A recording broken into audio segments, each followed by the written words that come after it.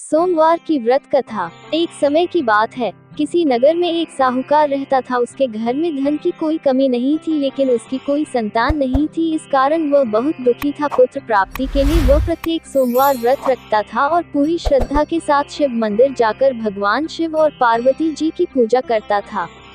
उसकी भक्ति देखकर एक दिन मां पार्वती प्रसन्न हो गईं और भगवान शिव से उस साहूकार की मनोकामना पूर्ण करने का आग्रह किया। पार्वती जी की इच्छा सुनकर भगवान शिव ने कहा कि हे पार्वती, इस संसार में हर प्राणी को उसके कर्मों का फल मिलता है और जिसके भाग्य में जो हो उसे भोगना ही पड़ता है। लेकिन पार्वती जी ने साहूकार की भक्ति का मान रखने के लिए उसकी मनोकामना पूर्ण करने की इच्छा जताई। माता पार्वती के आग्रह पर शिवजी ने साहूकार को पुत्र प्राप्ति का वरदान तो दिया, लेकिन साथ ही यह भी कहा कि उसके बालक की आयु केवल 12 वर्ष होगी। माता पार्वती और भगवान शिव की बातचीत को साहूकार सुन रहा था। उसे ना तो इस बात की खुशी थी और ना ही दुख।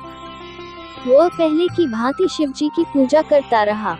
कुछ समय के बाद साहूकार के घर एक पुत्र का जन्म हुआ। जब वह बालक 11 वर्ष का हुआ तो उसे पढ़ने के लिए काशी भेज दिया गया। साहूकार ने पुत्र के मामा को बुलाकर उसे बहुत सारा धन दिया और कहा कि तुम इस बालक को काशी विद्या प्राप्ति के लिए ले जाओ और मार्ग में यज्ञ कराना। जहाँ भी यज्ञ कराओ वहाँ ब्राह्मणों को भोजन कराते और दक्षिणा देते हुए जाना। दोनों मामा भांजे इसी तरह यज्ञ कराते और ब्राह्मणों को दान दक्षिणा देते काशी की ओर चल पड़े।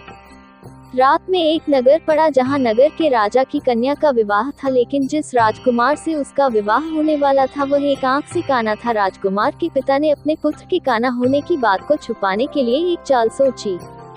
साहूकार के पुत्र को देखकर उसके मन में एक विचार आया। उसने सोचा क्यों न इस लड़के को दूल्हा बनाकर राजकुमारी से विवाह करा दूं। विवाह के बाद इसको धन देकर विदा कर दूंगा और राजकुमारी को अपने नगर ले जाऊंगा। लड़के को दूल्हे के वस्त्र पहनाकर राजकुमारी से विवाह कर दिया गया, लेकिन साहूकार का पुत्र ईमानदार था। उसे यह बात न्यायसंगत नहीं लगी। उसने अवसर पाकर राजकुमारी की चुन्नी के पल्ले पर लिखा कि तुम्हारा विवाह तो मेरे साथ हुआ है, लेकिन जिस राजकुमार के संग तुम्हें भेजा जाएगा वह एक आंख से काना है।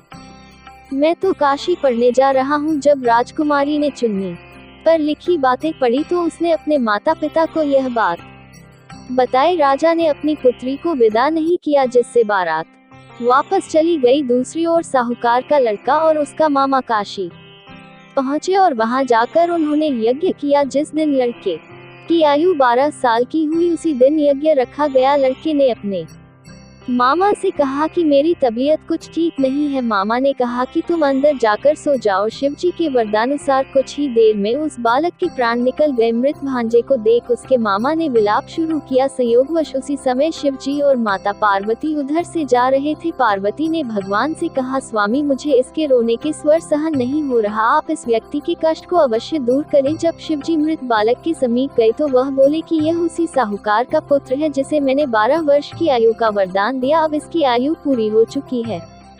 लेकिन मातृ भाव से विभोर माता पार्वती ने कहा कि हे महादेव, आप इस बालक को और आयु देने की कृपा करें, अन्यथा इसके वियोग में इसके माता पिता भी तड़प तड़प कर मर जाएंगे। माता पार्वती के आग्रह पर भगवान शिव ने उस लड़के को जीवित होने का वरदान दिया। शिवजी की कृपा से वह लड़का जीवित हो गया। शिक्षा समाप्त करके लड़का मामा के साथ अपने नगर की ओर चल दिया। दोनों चलते हुए उसी नगर में पहुँचे जहां उसका विवाह हुआ था। उस नगर में भी उन्होंने यज्ञ का आयोजन किया। उस लड़के के ससुर ने उसे पहचान लिया और महल में ले जाकर उसकी खातिरदारी की और अपनी पुत्री को विदा किया। इधर साहूकार और उसकी पत्नी भूखे प्यासे रहकर बेटे की प्रतीक्षा कर रहे थे। उन्होंने प्रण कर रखा था कि यदि उन्हें अपने बेटे की मृत्यु का समाचार मिला तो वह भी प्राण त्याग देंगे, परंतु अपने बेटे के जीवित होने का समाचार पाकर वह बेहद प्रसन्न हुए। उसी रात भगवान शिव ने व्यापारी के स्वप्न में आकर कहा, हे श्रेष्ठी, मैंने तेरे सोमवार के व्रत करने और व्रत कथा सुनने से प्रसन्न होकर तेरे पुत्र को लंबी आयु प्रदान की है। इसी प्रकार जो कोई सोमवार व्रत करता है या कथा सुनता और पढ़ता है उसके सभी दुख दूर होते हैं और समस्त मनोकामनाएं पूर्ण होती हैं।